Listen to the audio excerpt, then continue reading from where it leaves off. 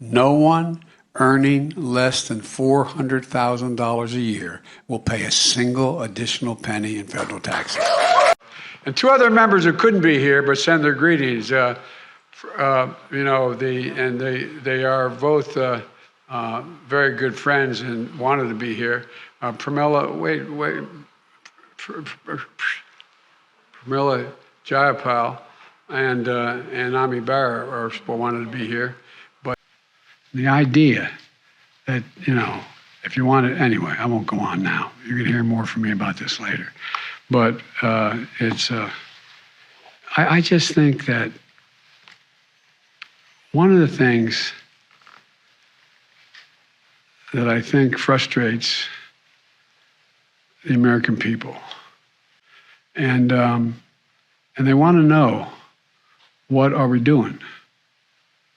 And there's a lot going on that we're doing, and it adds up.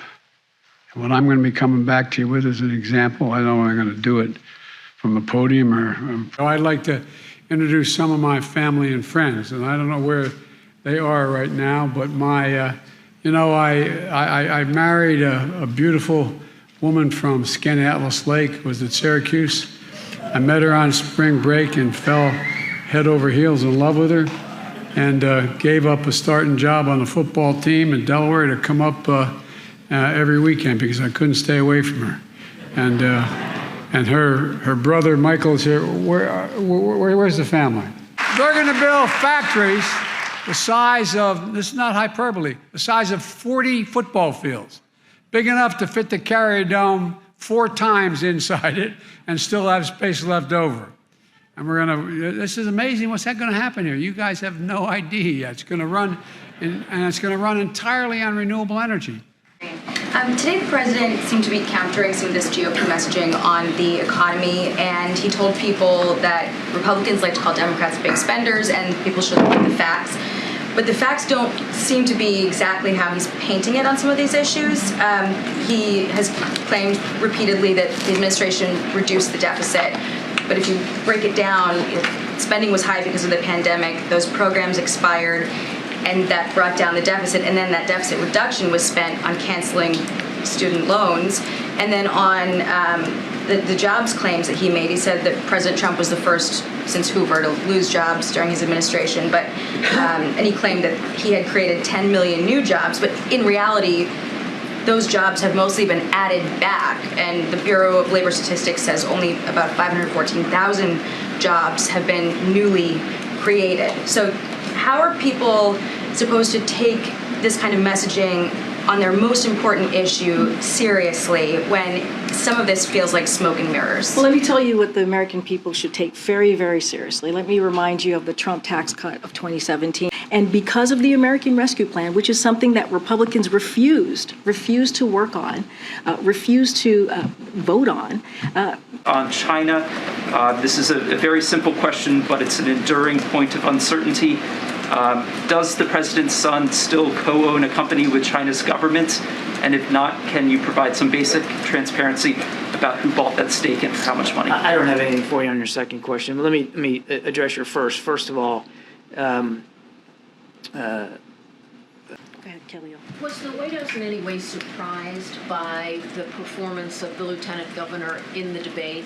I know that people here, including not just the president, but others have been in touch with him. But was there any surprise in terms of how he performed, given the auditory processing, given the high profile of the evening and that sort of thing? Was it a surprise to the White House at all? So look, it's been a busy day. As you know, you guys have been watching the president. He gave a speech on junk fees, which is going to be incredibly important to the American people, saving American people $24 billion. So that was something that he was certainly focused on. The Israeli president is here, who he's hosting, as you all know.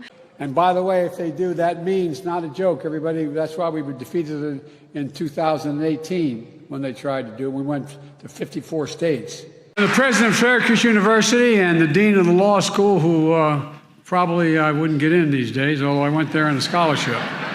And let's go back and see what we inherited from Trump and the mega Republicans.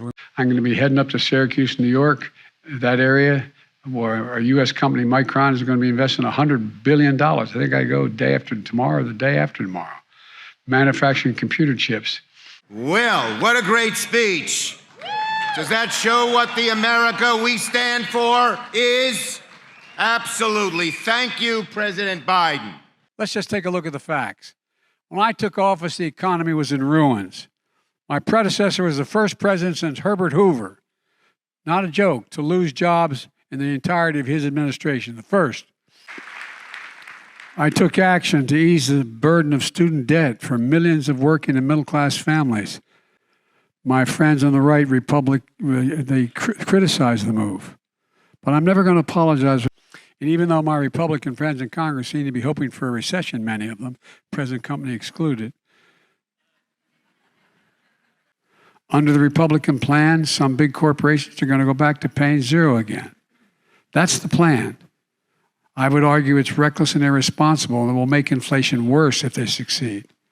And because of the action we've taken, gas prices are declining. We're down $1.25 since the peak at this summer, and they've been falling for the last 3 weeks as well, and adding up real savings for families. Today, the most common price of gas in America is $3.39, down from over $5 when I took office. The Saudis took a veiled shot at the administration for selling the country's emergency oil reserves and said that that decision may become a painful one in the next few months. Is there any indication that they plan to further cut production?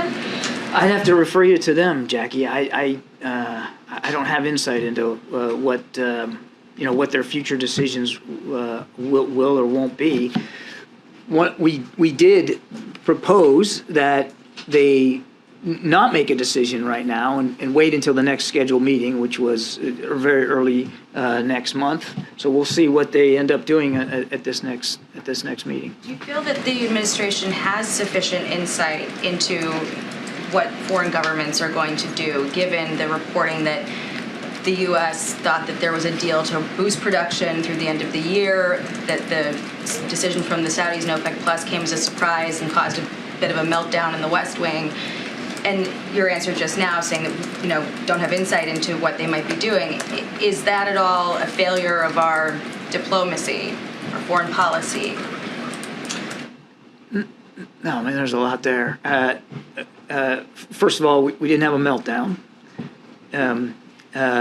Secondly, while we can't predict perfectly what OPEC Plus is going to decide to do, we're not part of that cartel.